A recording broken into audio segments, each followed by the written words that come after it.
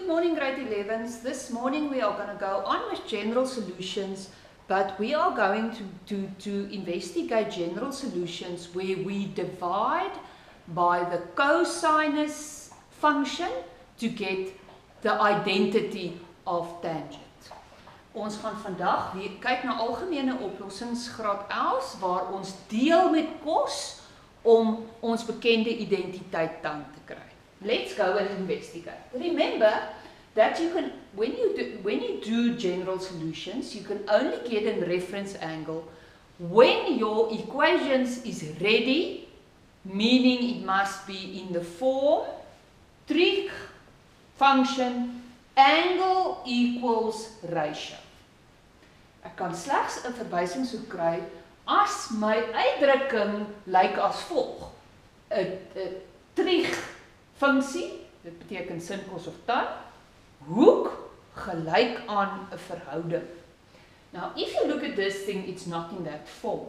We've got sin and cos. And in the middle, we've got an equals to. Nou, om hierdie uitdrukking te kry, soos wat ek nou gesê het, ons moet hê voordat ons 'n verwysingshoek kan kry, kan ek gaan deel met cos aan albei kante. We may divide with cosinus on both sides, but only and if only the angles are exactly the same in size. Ek kan gaan deel met cos aan albei kante, maar slegs en slegs as die hoeke presies dieselfde is. So let's go and do it. We may do it because the angles are exactly the same. So we're going to divide with cos on both sides to get the tangent of theta equals 1. Now we're ready to get a reference angle. Reference angle. Put your calculator in reverse mode and you'll get an acute angle. Nou is ons gereed om te sê in watter kwadrante, ekskuus tog, is ons tan positief. Tan is positief in ons tweede en ons vierde kwadrant. So ons het 'n tweede en 'n vierde kwadrant. Tweede of 'n vierde kwadrant. So in ons tweede kwadrant het ons theta is gelyk aan 180 minus ons verwysingshoek plus k maal, en onthou dis tan, 180 grade, k element van z. So the final solution is 135 degrees plus k times 180 degrees.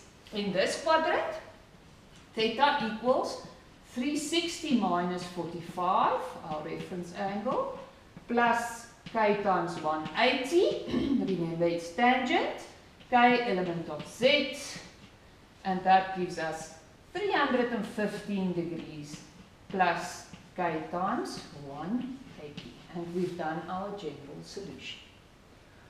Let's look at this equation over here. Ons sien dat ons wel ook 'n sin en 'n cos het, maar hoe soek ons dit? Ons soek die sin aan die een kant en die cos aan die ander kant. So let's get it in that format. 3 sin alpha is gelyk aan, if we take that to the other side, it becomes a minus. So now, let's divide with cos alpha.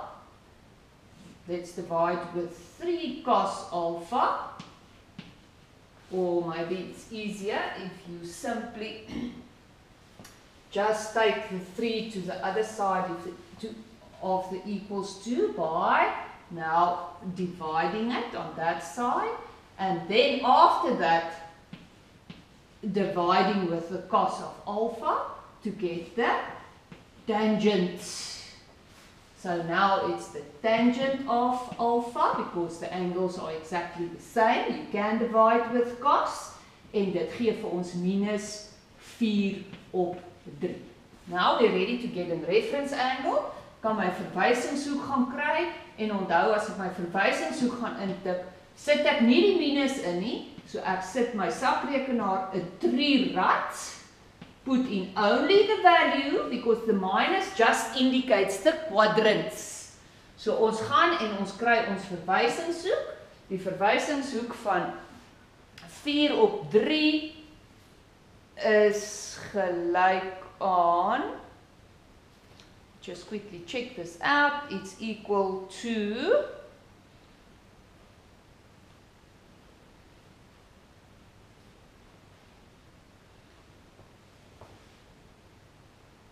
1/3, if you put it in reverse mode, where's the tangent negative? Let's quickly see. It's 180 minus, it's gonna be 180, 53,13. I think maybe I'm doing it out of my head now, so maybe that can be a mistake, but just check it out. So now, if I go and check my quadrants in the second quadrant, or in the fourth quadrant. So now, if you go and get alpha, and you do your calculations, it's 180 minus 53,13 plus, remember, k times 180 because it's tangent, k element of z, and on this side, alpha is going to be 360 minus 53,13 plus k times 180, k element of z, en dan kan ek net vereenvoudig, hierso kry ek dan vir alpha as 126,87 grade plus k maal 180 grade, and in the fourth quadrant I've got a 306,87 degrees plus k times 180, and I've done my general solution. So wanneer kan ek deel met kos graad 11? Slegs wanneer my hoeke dieselfde is om my identiteit dan te genereer to be able to get my reference angle. Go and exercise dividing by cost. See you tomorrow.